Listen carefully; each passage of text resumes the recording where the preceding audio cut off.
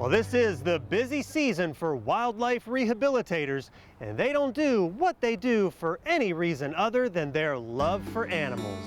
Are you guys hungry? Huh? Are you hungry? It's not every day you get to be this close to wild raccoons, and it's certainly not every day you get to feed them.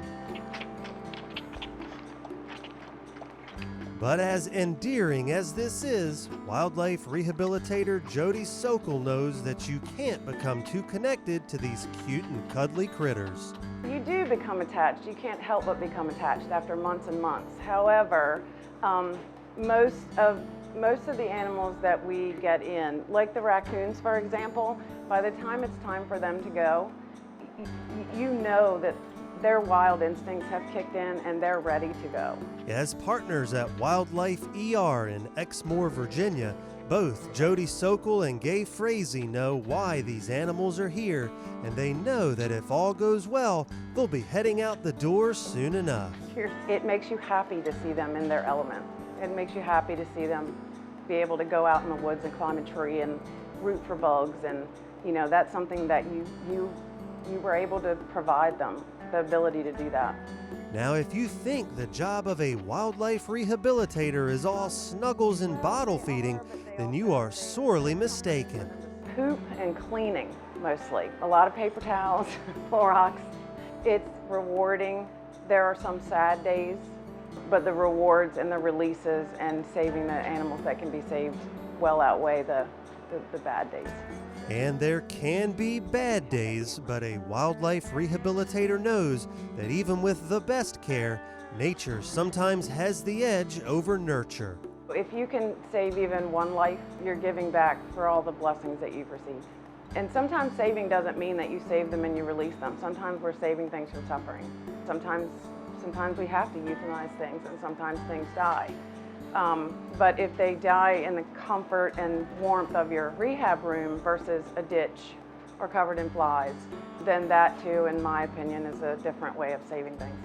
Now, if you come across an animal you think is abandoned, a lot of times that's not the case, and a good wildlife rehabilitator makes sure mama is not around.